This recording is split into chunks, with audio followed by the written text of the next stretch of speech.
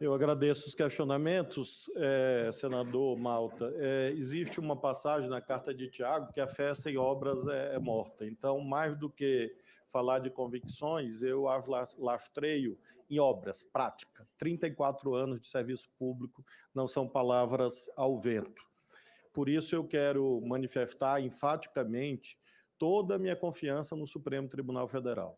É claro que, como instituição humana, ela não é perfeita, mas eu realmente não posso concordar com a ideia de que todos os ministros, todas as ministras que por ali passaram ao longo de décadas e os atuais sejam inimigos da nação. Realmente eu quero dizer que discordo de Vossa Excelência, claro que o senhor tem todo o direito de considerar o que quiser, mas eu realmente tenho, como brasileiro, muita confiança no Supremo Tribunal Federal como instituição.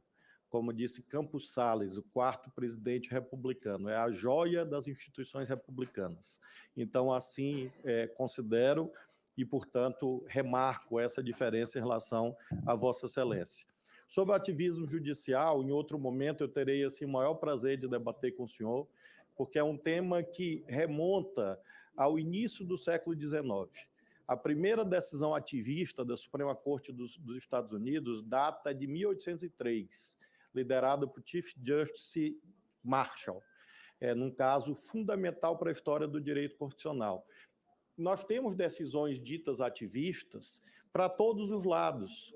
O senhor sabe que no século XIX, a Suprema Corte dos Estados Unidos legitimou a escravidão. A Suprema Corte dos Estados Unidos, em 1896, consagrou a doutrina dos separados porém iguais, que permitia segregação racial em escolas. Isso era ativismo. Em 1905, o Estado de Nova York aprovou uma lei limitando a jornada de trabalho dos padeiros em 60 horas semanais. Essa lei foi declarada inválida pela Suprema Corte dos Estados Unidos porque violaria a liberdade de contratação. É uma decisão ativista. Então, não há decisões ativistas num só sentido. É um fenômeno realmente bastante antigo e que merece, sim, análise, até porque isso diz respeito ao elemento fundamental da lógica aristotélica que nós seguimos até hoje, do governo moderado, que veio, obviamente, desembocado no pensamento liberal de Montesquieu, Locke e outros que conformaram a teoria da tripartição funcional do Estado. Então, eu terei, assim, o mesmo prazer, porque discuto isso com meus alunos há 29 anos e considero que é um tema de alta importância. Em relação a convicções, na verdade, um juiz ele não pode sobrepor as suas convicções individuais em relação aos valores plasmados nas leis. Isso é um ditame básico que emana do nosso sistema jurídico. É claro que não é o juiz boca inanimada da lei de que falava Montesquieu, paradigma oitocentista pós-Revolução Francesa. Não, mas é claro que um juiz tem que controlar a sua subjetividade porque ele não pode ser um ditador.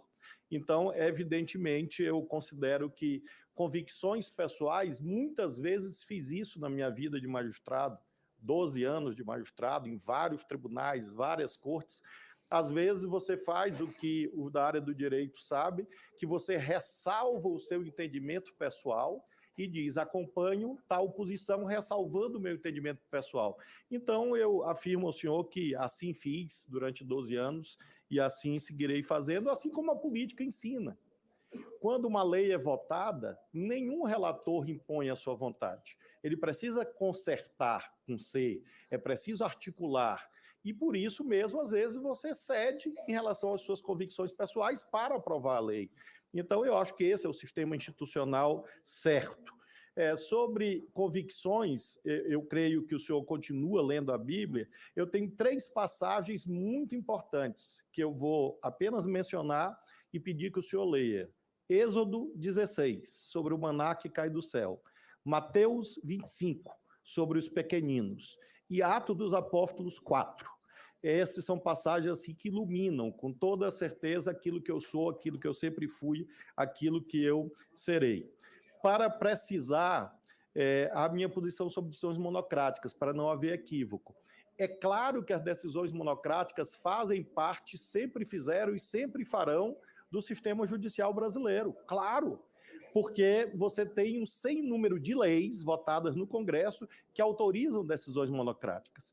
Eu me referi ao controle de constitucionalidade das leis, sendo mais preciso, a ADI, a DPF e a ADC. Processos de índole objetiva que fazem o controle de constitucionalidade das leis, e aí sim, repito o que eu disse, que decisões monocráticas nessa matéria são excepcionalíssimas, nessa matéria específica. Finalmente, sobre a questão da individualização da pena. Sim, claro, é impossível, à luz do artigo 59 do Código Penal, julgar sem que você examine os atributos que estão lá postos. E assim fiz na minha vida toda, e assim farei se merecer a honra de aprovação desse Senado. Em relação ao tema do aborto, minha posição é pública, bastante antiga e reiterada em sucessivas entrevistas. Eu, assim como Norberto Bobbio, tenho uma posição jurídica, no sentido de que o sistema jurídico, o sistema legal, pode ser debatido, talvez, no Congresso Nacional. Norberto Bobbio teve uma posição muito restritiva em relação ao direito ao aborto na Itália. Então, eu não imagino realmente que é caso de uma decisão judicial sobre isso, e sim de um debate no parlamento. Como o senhor sabe, é claro que esse processo já foi votado pela ministra Rosa e, evidentemente, eu não posso, eventualmente, rever o voto que ela proferiu, respeitável, não há dúvida, mas desconforme com aquilo que, particularmente, eu penso. E vários aqui têm mencionado uma confusão entre adversário político e inimigo pessoal. Eu não sou inimigo pessoal de rigorosamente ninguém. Tanto é que a bancada federal do Maranhão, todos os partidos políticos, inclusive o seu, todos os parlamentares do seu partido assinaram uma nota em meu apoio.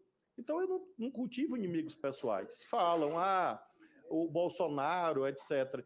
Eu almocei com o presidente Bolsonaro no Palácio do Planalto. Ele me convidou e eu almocei com ele. Foi um almoço normal.